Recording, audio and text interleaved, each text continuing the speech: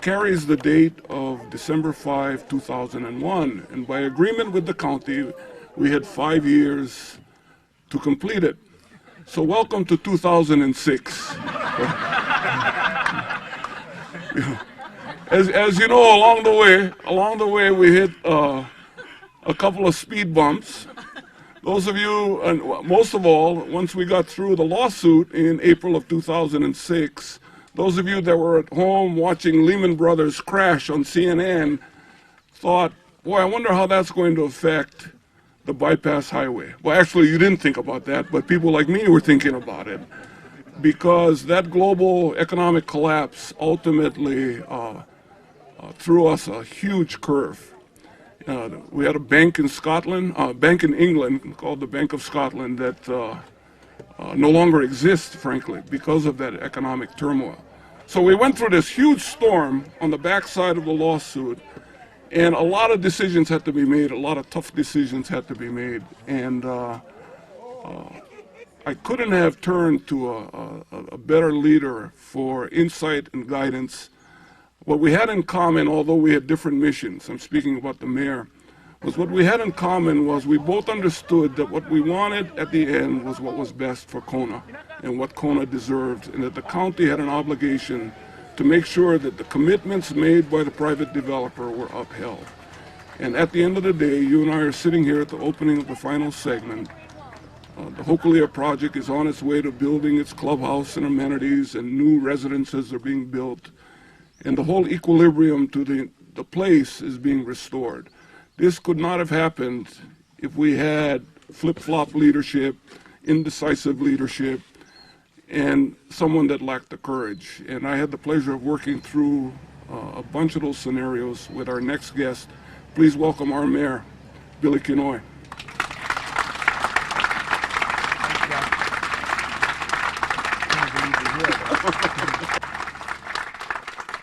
Oh, Isawa-san. Konnichiwa. Konnichiwa. He's a Hawaiian samurai. Thank you, Isawa-san. You know, seeing John with that OO. My first project as mayor, I had an OO stick. The first thing I did with that OO was I asked Wally, I said, hey Wally, we go Uncle Henry's house, Uncle Henry Cho. And he said, why? I said, I give this OO to Uncle Henry. And so we went, got box manapua, went to Uncle Henry's house, and gave him the first OO that I had as mayor.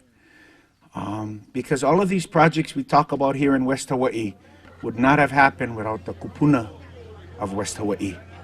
When you're born in Kalapana, on the other side of the island, you don't come to another part of the island and act like you know.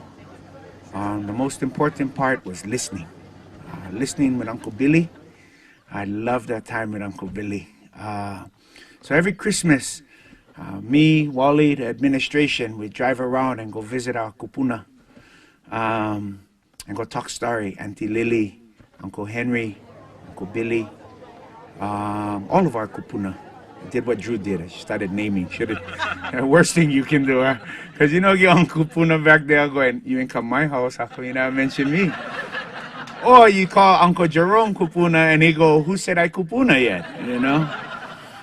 But, you know, we all know how the island felt years ago. Felt people were upset, people were hurt. Our island felt like was going in different directions. People felt they were being treated unfairly. People felt they weren't being treated with respect by their government and their community. And we knew that if we wanted to keep our island, one special place, that would have to change. We'd have to work better together. I'm so honored to work with Councilwoman Karen Eoff, Council Chairman Drew Mamu Kanuha, Councilwoman Miley David, Madaris David. You know, when we work together, it's all about how do we do it? How do we make it happen? How do we make it work? Because people are counting on us. And as we stand here on this road, like John said, there were so many things that said no. And we all had to sit down, put aside all of our whatevers, and figure out how we get to yes. How do we get to can? And there's so many people to thank. First, I got to thank John coming on board working with me. But when we were working before, it was always straight. I was like, John. And he was working for Oceanside 1250. He was working, trying to put together a project that was bankrupt. We were still investors were trying to come in, buy the project, but they were telling us if they buy the project that they cannot do the road. Can we let them off the road because they're creating jobs and improving the property tax base, and we should just be happy with that. And we was like, sorry, cannot, bro. Promises made to this community is promises that gotta be kept. And your obligations and commitments gotta be honored. And John helped us shepherd that through as a lot of other people did as well. So I want to thank the kupunas, and that's why we get this trolley.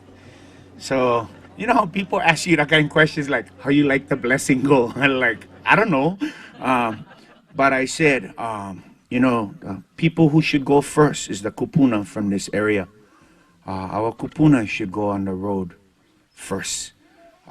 Because, you know, get a lot of spirituality here in West Hawaii. You know, we very grateful to Keakua. God is good. We are blessed and we are thankful. But also get plenty mana too out here. And like with Wally, I'd entrust Wally with the very simple mission of Wally, make sure everything we do in Kona is pono.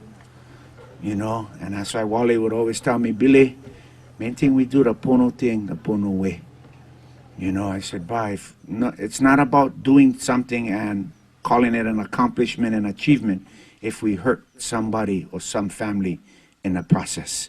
Not worth it like that. That's not why we're doing this. We're doing this to heal.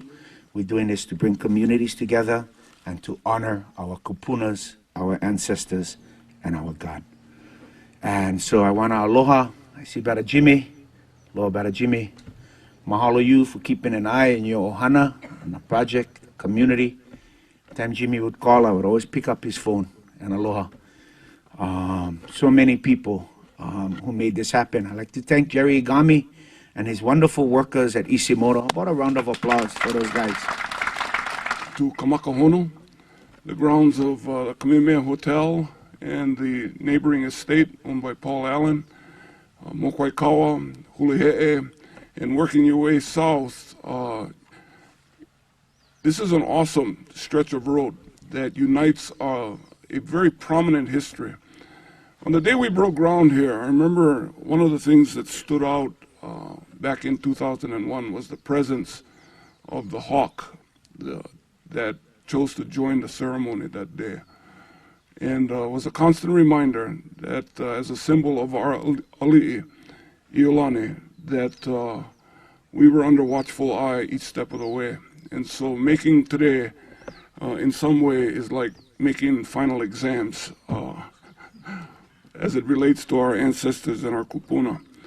The mayor acknowledged Jimmy, who I didn't see earlier, but I also want to introduce as well Gordon Leslie, who actually was here before he came, before the land was even around. And I will tell you, each step of the way, Kaleo is back here now guiding much of the cultural information and direction for the developer. Please, a round of applause for Virginia Isbell as well.